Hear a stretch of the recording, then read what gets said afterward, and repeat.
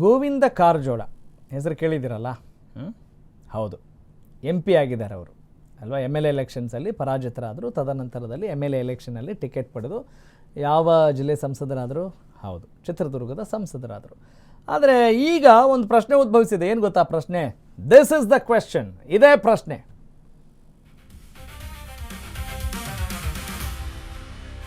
ಗೋವಿಂದ ಕಾರಜೋಳಗೆ ಸಂಸದನಾಗಿರೋದು ಇಷ್ಟ ಇಲ್ವಾ? ಇದೇ ಪ್ರಶ್ನೆ.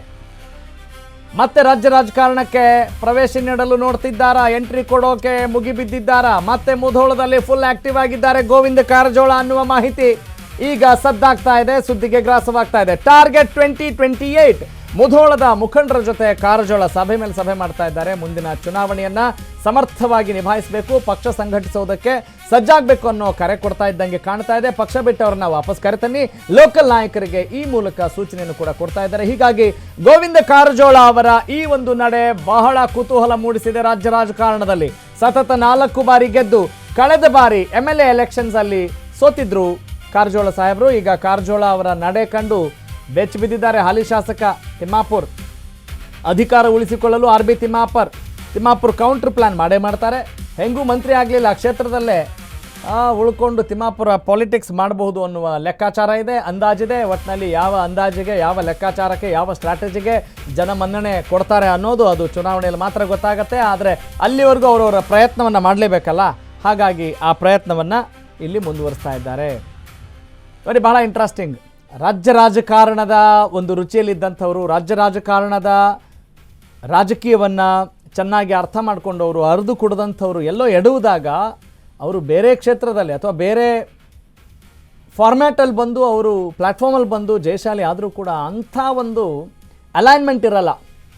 ಅವರ ಮನಸ್ಸಿಗೂ ಮಾತಿಗೂ ನಡವಳಿಕೆಗೂ ಒಂದು ಸಣ್ಣ ಸಂಘರ್ಷ ಇದ್ದೇ ಇರುತ್ತೆ. ಹಾಗಾಗಿ ಅದರ ಒಂದು ಪ್ರಭಾವ ಈ ಒಂದು ನಡೆನುಡಿ ಅಂತ ಅನಿಸುತ್ತೆ. ಏನು, ಗೋವಿಂದ ಕಾರಜೋಳ ಅವರು ಮುಧೋಳ ಕ್ಷೇತ್ರದಲ್ಲಿ ಪರಾಜಿತರಾಗಿದ್ದರು, ಪರಾಭವಗೊಂಡಿದ್ದರು. RB ತಿಮ್ಮಾಪುರ್ ಅವರು ಅಲ್ಲಿ ಜಯಶಾಲಿಯಾಗಿದ್ದರು.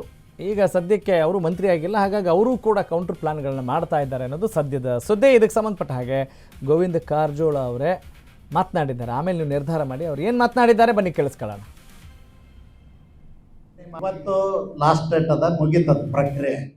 ಮುಗಿದ ಮೇಲೆ ಅದನ್ನು ಸ್ಕ್ರೂಟ್ನಿ ಮಾಡಿ ಬಿಡುಗಡೆ ಮಾಡಲಿಕ್ಕೆ ಒಂದು ವಾರ ಟೈಮ್ ತಗೊಳ್ತಾರೆ ಅವರು ಇಲೆಕ್ಷನ್ ಕಮಿಷನ್ ಕೆಲಸ. ಅದು ನಾವು ಇಷ್ಟ ದಿವಸದಾಗ ಮಾಡ್ತಾರೆ ಅಂತ ಹೇಳೋದಲ್ಲ, ಅದರ ಸಾಧ್ಯ ಇದ್ದಷ್ಟು ಬೇಗನೆ ಮಾಡ್ತಾರೆ.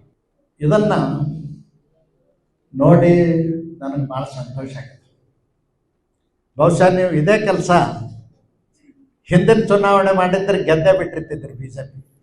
ಅದಕ್ಕೆ ಈ BLA 2ಗಳಿಗೆ, ಊರಿನ ಹಿರಿಯರಿಗೆ, ಗಣ್ಯ ವ್ಯಕ್ತಿಗಳಿಗೆ, ಈ ಪ್ರಕ್ರಿಯೆಯಲ್ಲಿ ಭಾಗವಹಿಸಿ ಕೆಲಸ ಮಾಡಿದಂಥವ್ರಿಗೆ ವಿಶೇಷವಾದಂಥ ಅಭಿನಂದನೆಗಳನ್ನು ಸಲ್ಲಿಸಲಿಕ್ಕೆ ಇದರ ಜೊತೆಯಲ್ಲಿ ಇನ್ನೊಂದು ವಿಷಯ ನಿಮ್ಮ ಗಮನಕ್ಕೆ ತರ್ತೇನೆ. ನಾನು ಹೋದ ಚುನಾವಣೆಯಲ್ಲಿ ಕೆಲವರು ತಪ್ಪು ಗ್ರಹಿಕೆಯಿಂದ ಒಟ್ಟಿನಲ್ಲಿ 2029ಕ್ಕೂ ತಯಾರಿ ನಡೀತಾ ಇದೆ, 2028ಕ್ಕೂ ತಯಾರಿ ನಡೀತಾ ಇದೆ. That is very interesting and shocking. That's all for ನಾವು. ರಾಜೇ ಇಲ್ಲ, ಮುಲಾಜಿಲ್ಲ, ಇಲ್ಲಿರೋದು ರಾ ಮಾತ್ರ. ನಾನು ನಿಮ್ಮ ರಾಘವ ಸೂರ್ಯ. ನೋಡ್ತಾ ಇರಿ ಅಶ್ವವೇಗ ನ್ಯೂಸ್. ನಮಸ್ಕಾರ.